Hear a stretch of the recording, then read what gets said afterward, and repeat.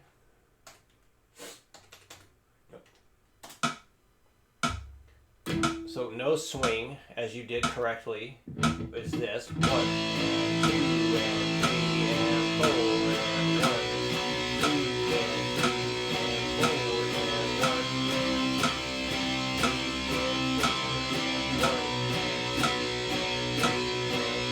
and 1. Swinging it would sound like this.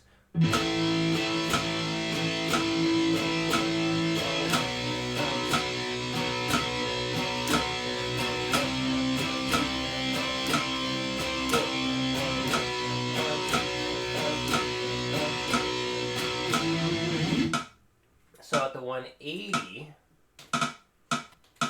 oops, too far. Here we go. So what I heard, the swinging, as you played it, was like this. So again, this is basically what I heard you do.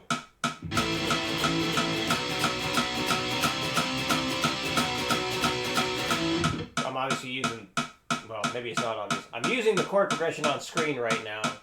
So the important thing is how the rhythm is sounding. So one more time, this is what I heard you do.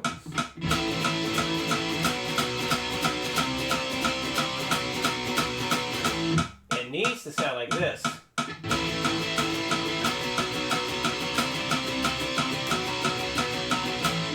So I'll do it again with the swing, then repeat it, how it's supposed to sound, and then kind of back and forth.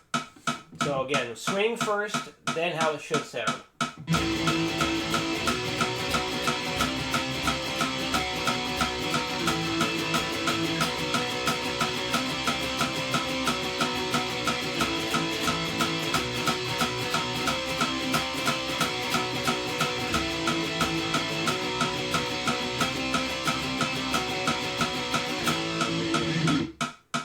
So I hope you could hear the difference. So working this up in 5 beat per minute increments, hopefully that's going to help you get a better grasp on how things should feel and how they should sound. So back down to 60. Now counting this, you can count the entire eighth notes, count just the 1 and 2 and 3 and 4 and. You might run out of breath doing that. So just saying the 1, 2, 3, 4, totally fine with something like this. And even though there's like really, there's nothing fancy going on in terms of the rhythm, saying what beat number you're on can help you keep track of how many times you've played everything though. And one helpful thing about saying the entire eighth note count is if you're saying the rhythm correctly, like spacing the words out properly, you got a much better chance of strumming it properly. So there is definite benefit to saying the entire eighth note count out loud as you play. And when we get into much more complicated stuff, yeah, we're definitely saying everything that's being played, because one of the most important things I was taught is if you can't say it, you can't play it. So we definitely need to be able to say what the rhythm is. It's extremely helpful. Here we go, 60 beats per minute, number 2. 1, 2, 3, 4, 1, and where's my sound? Whoops. 1, 2, 3, 4, 1, and 2, and 3, and 4, and 1, and 2, and 3, and 4, and 1, and 2, and 3, and 4, and 1, and 2, and 3, 4, 120. 1, 2, 3, 4, 1,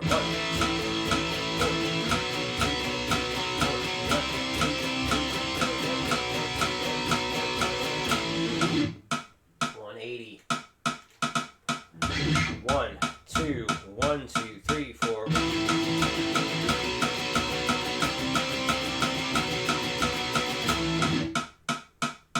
So yeah, just like with number 1, you know, counting something out loud from 60 to 120, very important. Even if it's just the 1, 2, 3, 4. But yeah, when we get into more complex rhythms, saying it out loud as you play from 60 to 120, that's a necessity. Super helpful. Now, because we only got 4 bars we're working up, much greater chance of getting a lot faster than number 1. So I'm going to go up to 240 on this guy. 1, 2, 1, 2, 3, 4.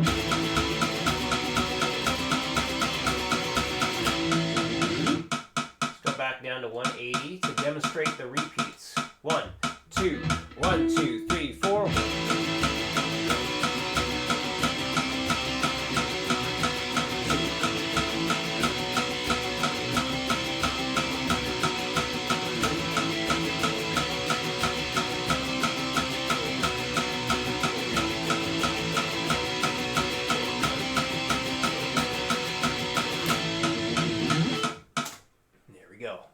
All right, number 3, same rhythm, but more chords, including some string changes. So I'd like to see how you handle changing the strings as we are continually strumming the eighth notes. So here we go, number 3 at 60. 1, 2, 3, 4, 1, and 2, and 3, and 4, and 1, and 2, and 3, and 4,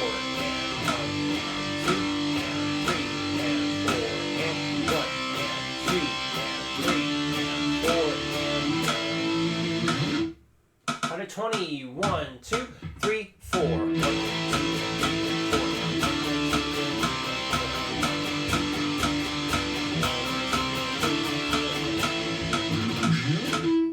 Probably shouldn't have done that at the end. I got carried away.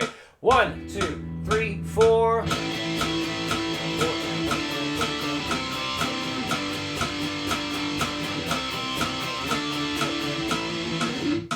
180. 1, 2, 1, 2, 3, 4.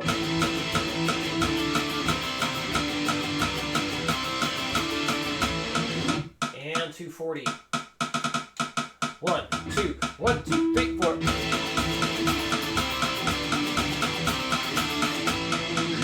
Back down to 180 for the repetitions. 1, 2, 1, 2, 3, 4.